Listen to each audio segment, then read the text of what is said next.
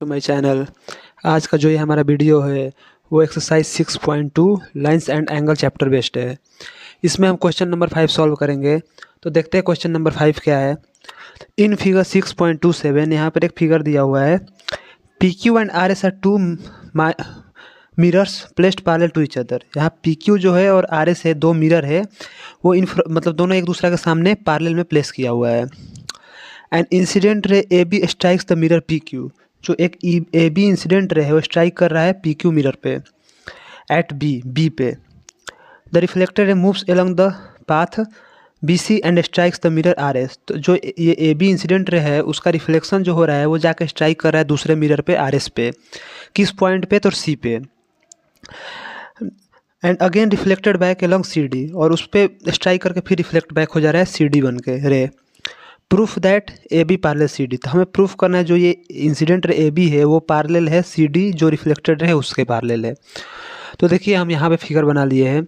और जो मिरर का जो आपका कॉन्सेप्ट है आपको तो मालूम ही होगा कि जो इंसिडेंट रे का एंगल जो बनाता है मिरर से वो रिफ्लेक्टेड रे के एंगल के बराबर होता है। मतलब जो ये एंगल बनाएगा इंसिडेंट रे जो मिरर से वो रिफ्लेक्टेड रे के बराबर होगा। तो इसमें हम पहले देखिए क्या करते हैं। बेसिक में कुछ पहले हम वो ड्राइंग कर लेते हैं। तो ड्रॉ में क्या करेंगे कि हम दो परपेंडिकुलर खींचेंगे। जो पॉइंट ऑफ यहाँ इंसिडेंट है उस पे उस मिरर से एक परपेंडिकुलर खींचेंगे और इसका भी पॉइंट ऑफ इंसिडेंट है उससे एक परपेंडिकुलर खींचेंगे। तो लिखेंगे, पहले करेंगे draw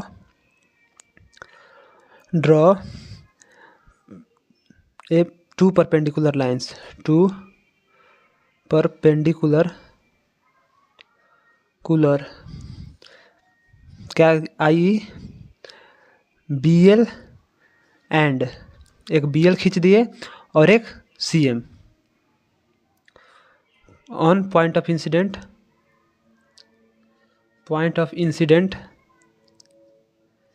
dent B and C. B और सी पे हमने दो परपेंडिकुलर खींच दिया।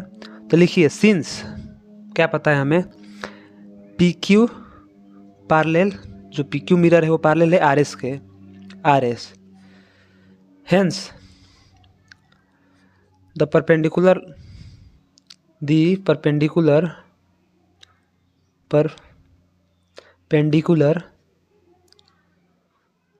drawn on them are also parallel to each other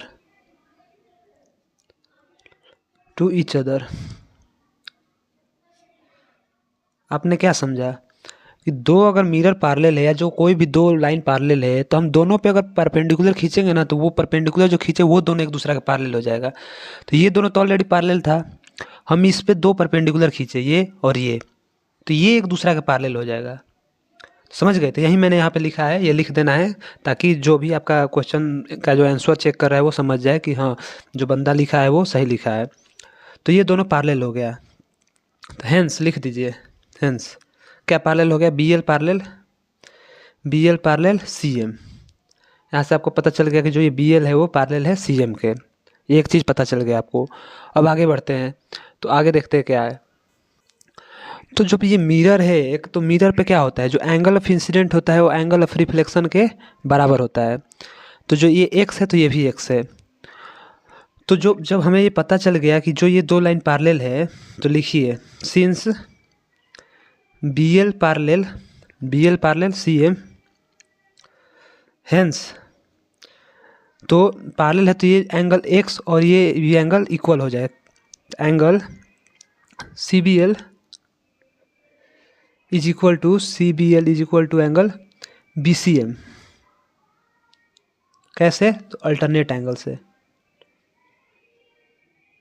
angle, समझ गए? ये एंगल और ये एंगल बराबर हो गया। किसके बराबर हो गया? तो ये एक्स के बराबर हो गया, ये और ये एक्स के बराबर हो गया।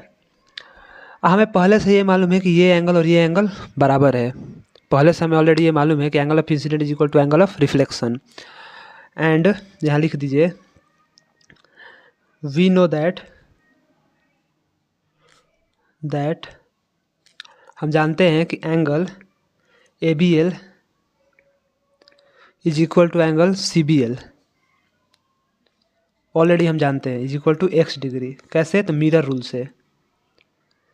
मिरर रूल, जो भी मिरर का रूल होता है उससे हमें पता चल गया कि ये और ये बराबर है, तो ये x हो गया। तो टोटल एंगल कितना हो जाएगा, तो टोटल एंगल हम देखते हैं। तो यहाँ से हमें x ये पता चल गया, तो यहाँ क्या हो जाएगा, एंगल ए बी सी का वैल्यू पता कर लेते हैं। ए बी सी का कितना वैल्यू हो जाएगा, ये और ये जोड़ दीजिए, angle A B L plus angle C B L कितना है, तो देख लेते हैं। तो यहाँ ए बी एल और ये दोनों x हो जाएगा, x plus x is equal to 2x हो जाएगा। तो यहाँ पे हमें 2x इसका पता चल गया वैल्यू, एंगल जो ए बी सी है, ए बी सी का वैल्यू पता चल गया। तो ये आपका हो गया फर्स्ट, ये फर्स्ट इक्वेशन हो गया। अब सेकेंड इक्वेशन निकालते हैं। तो अब हम सेकेंड इक्वेशन ढूंढते हैं। तो देखिए सेकेंड इक्वेशन में क्या हो जाएगा कि जो ये एंगल ये और ये है दोनों का सम 2x हो जाएगा। तो यहाँ देखिए क्या है, ये तो हमें पता चल गया है कि इक्वल है, क्योंकि एंगल ऑफ इंसिडेंट ये है और एंगल ऑफ रिफ्लेक्शन ये है, तो दोनों बराबर होगा। तो सिंस लिख दीजिए एंगल जो बी सी एम है वो इसके बराबर हो जाएगा, किसके, तो डी सी एम के बराबर, एंगल डी सी एम कितना, तो एक्स, कैसे, by mirror rule. Mirror rule मतलब angle of incidence is equal to angle of reflection, x हो गया। तो हम टोटल एंगल निकालते हैं, बी सी डी, ये टोटल एंगल कितना हो जाएगा, hence angle B C D दोनों के सम के बराबर होगा। तो दोनों को sum angle B C M plus angle D C M कितना कितना है, दोनों x plus x is equal to 2x। तो ये हो जाएगा आपका सेकेंड इक्वेशन। तो हमें इस दोनों इक्वेशन से क्या पता चला, by equation one and by equation first and second क्या हो गया, वो दोनों इक्वल हो गया।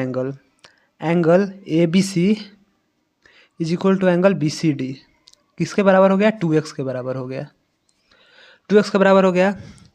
तो लिखिए दिस इज पॉसिबल, ये तभी पॉसिबल हो सकता है जब this is possible only if कब पॉसिबल होगा, when A B parallel C D, जब ए बी और सी डी के पैरेलल होगा। क्यों, क्योंकि ये दोनों अल्टरनेट एंगल हो जा रहा है, since angle A B C and angle B C D are alternate angle, alternately equal to each other. मतलब जब हमें ये दोनों एंगल पता चल गया कि इक्वल है, तो कब इक्वल होगा, तभी इक्वल होगा जब ये दोनों पैरेलल होगा, क्योंकि ये दोनों एक दूसरे का अल्टरनेट एंगल है। तो hence A B parallel C D क्या हो गया, ये प्रूव्ड। तो बच्चों हमने क्या किया, देखिए पहले हमें मालूम था कि एंगल ऑफ इंसिडेंट बराबर एंगल ऑफ रिफ्लेक्शन होता है। तो मान लिया हमने इसको x, तो ये भी x हो गया, ये दोनों x हो गया। हमने दो परपेंडिकुलर खींचा यहाँ और यहाँ, तो जब ये दोनों पैरेलल लाइन पे दोनों परपेंडिकुलर रहते हैं, दोनों एक दूसरे का पैरेलल हो जाएगा, क्योंकि दोनों एक ही पैरेलल लाइन पे दोनों खींचा हुआ है, तो दोनों एक दूसरे का इक्वल हो जाएगा। तो दोनों इक्वल हो गया। तो यहाँ देखिए ये एंगल और ये एंगल दोनों ये पैरेलल हो गया, तो ये एंगल और ये एंगल अल्टरनेट से इक्वल हो गया। तो ऑलरेडी ये और ये बराबर था और ये इसके बराबर हो गया, तो ये इसके बराबर हो जाएगा, मतलब सब एक दूसरे से कनेक्ट हो गया, मतलब सारे एक दूसरे के इक्वल हो गया। तो सारे इक्वल हो गया, तो ये टोटल एंगल और ये टोटल एंगल भी इक्वल हो गया। टोटल एंगल इक्वल हो गया, तो उससे हम ये प्रूफ कर देंगे कि तभी ये इक्वल होगा जब ये पैरेलल होगा, ए बी और पैरेलल सी डी होगा, क्योंकि ये अल्टरनेट एंगल से इक्वल हो रहा है। तो ये था बच्चों आज का हमारा क्वेश्चन नंबर 5।